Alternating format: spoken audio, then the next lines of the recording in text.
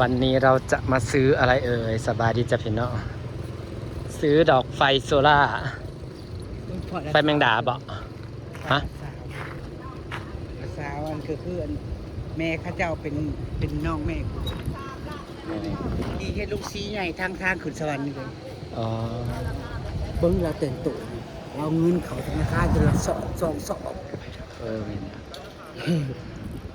เรามาเอาเงินแต่ละเทือนจะเอารถมา สบายดีจ้าสบายดีไปยังเนาะ สบายดีจะมาใส่แล้วนะ เอาหรอเป็นซ้อมหลังเนียงก่อน ตรงนั้นแล้วนะที่นั่นของดีแล้วเป็นนี่ก็ได้ตังค์เลยเราไปผิดได้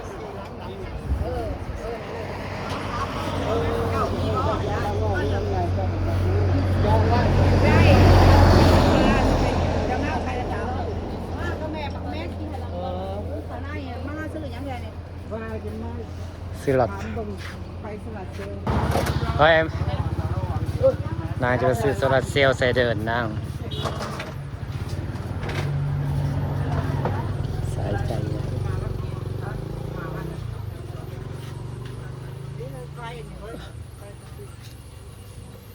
นี่ไฟตีอันปอกผนังเลย อ๋อไฟเสร็จ จักวาดนี่นะ300อันละจักพัน จักบาท จักร้อยอันละจักแสน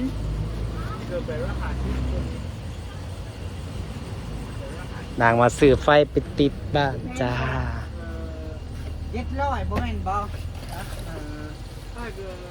ต่อเฮ้ย มาชื่อตอนน่ะคือ700นึงสิเอา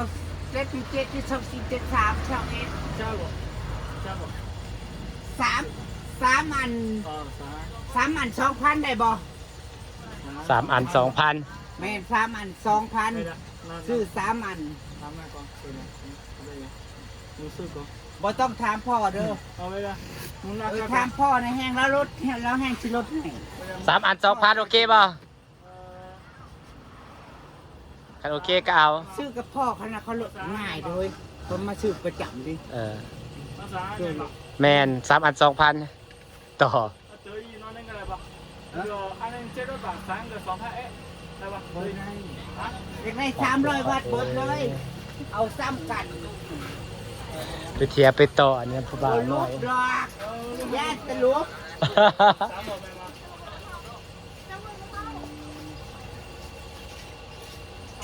เอาไปต่อซื้อไฟโซลาร์เซลล์3 หลอด เป็นลูกจะต่อง่ายด้วยล่ะ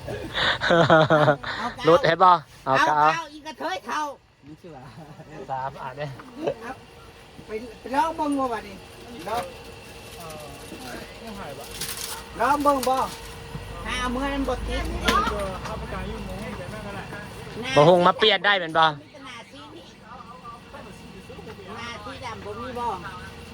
เพิ่มมันยังสิเลือกสีอยู่ติ มึงเบิ่งดูนี่จัก300 วัตต์บ่ อันนี้มันก็เขียน300 วัตต์ บุมักสีดำไหมมักหนาสีด มันมีจักสีมันมีซ้ำนี่บ่ ำนี่สมีกันเนาะ ใหญ่เนาะ เอาไปลองเบิ่งเอา弄栽吧。好，来一个，还卖啥？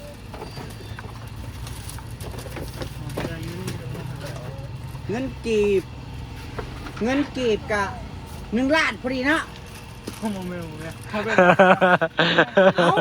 2,000กีบกับ1 ล้านล้านหนึงมันได้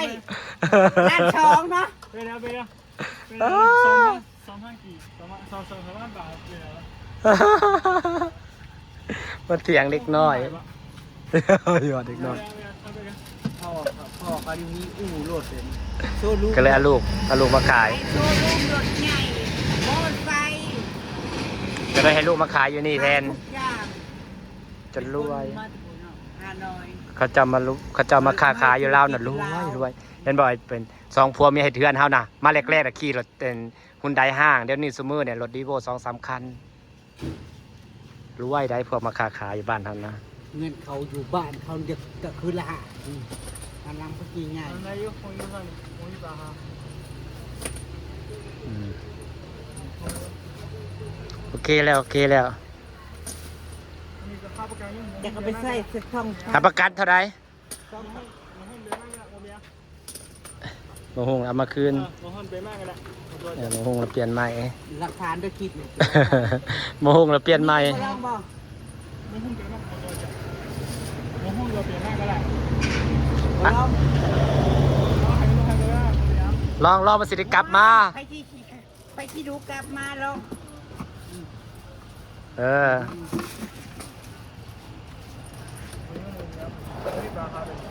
เก่งแล้วก็เจ้าก็มาเรียนรู้ภาษาแล้วมาขายของหากส่วนในร้านค้าตามในลาวนี่ร้านค้าเวียดหลายพี่น้อง ร้านเห็ดผมร้านเสริมสวยมีแต่ มีแตะเวียดอย่างนี้แม่นลาวไปไทย เป็นที่ขาเรานะจ๊ะ แม่น ได้บ่ อายุ เงินกีบใครบ่อยากเอาเงินกีบไม่เฮียน กี่บาท 1 ล้าน 1 ล้าน 2,000 1 ล้าน 5 3 2,000 บาทพี่น้อง ล้าน3พอได้เป็นล้าน 3 2 3 3 ล้าน380,000 3 4 5 6 7 8 9 10ล้าน3แสน ดูหายได้ 80ก็สิเอาบ่ ต่อเก่งๆต่อเก่ง บ่ได้บ่80ก็สิเอาบ่สิเอาบ่ ๆเอาคือการนั่นว่าเอามาลาสายต่อผู้บ่าวน้อยเอาขาดอีก80ต่อ ว้ายเหลือ4,000กีบมึงมีเงินกินน้ำขอเงินกินน้ำแน่ มันจะว่า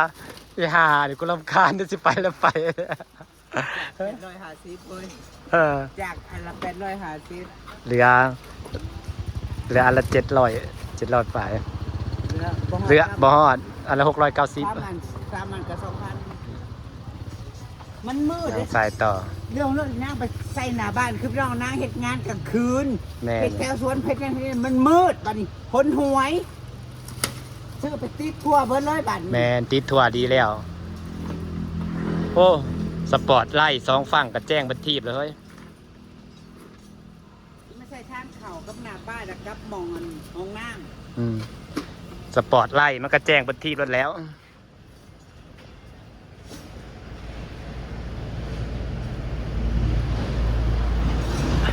เห็ดเบียกกับสวนพี่น้อง4-5 ทุ่มจะได้เข่าเฮือนปานข่อยไรข่อยค่ะ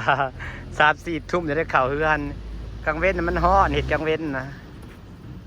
เห็ดจะมาแรงนะเพิ่นๆเนี่ยจะลืมเวลาเอาอย่างอีกบ่ค่ะ ใครมิงด่า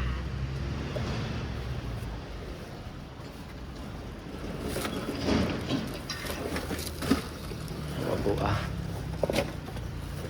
ที่นี่ไม่ต้องใส่แก๊สก็ได้ยิ่งนะ มันเต็มบ่พอใส่กล่องก็เจือได้ใส่กล่องไว่าอย่ามันกระแทกเพื่อหลุดเมื่อเลยใส่กล่องก็ร้อย ใคมิงด่ามีอยู่ ดู แบบนี้ ใส่กล่องก็ร้อยขีดหลุดเมื่อกายอย่ามันเป็นอย่างนั้นใส่กล่องไว้ใส่แผ่นมันเข้าไปก่อน แต่มันสิกระแทกมันสิอันนึงมันตกลงน้ำแล้วก็ตัก มันถึกน้ำหักหัวมันกันน้ำอยู่แล้วไฟแมงดาวันนี้นะ รอไฟธรรมดา ไฟธรรมดาที่เธอโบแมนมันหัวสีมันโบแมนไฟสีม่วงมันต้องหลอดสีม่วง ที่มันติดกับโซลาร์เซลล์นั่นเอง หลอดมันก็เปลี่ยนมันก็ใส่กันได้เบิดนั่นแล้วตอนนั้นเป็นหลอด ในเพจมันมีที่เก็บไฟเนาะ แมนเขาก็เปลี่ยนตลอดมันซื่อๆน้อยเปลี่ยนปานางมาเหมาเครื่องใส่ไฟฟ้ามาเหมาไฟ ดำนา ใส่รอยอยากได้ถุงมือนะบ่มีนะถุงผ้าเลยเป็นรอยอยากได้นี่เป็นแมนเหลือง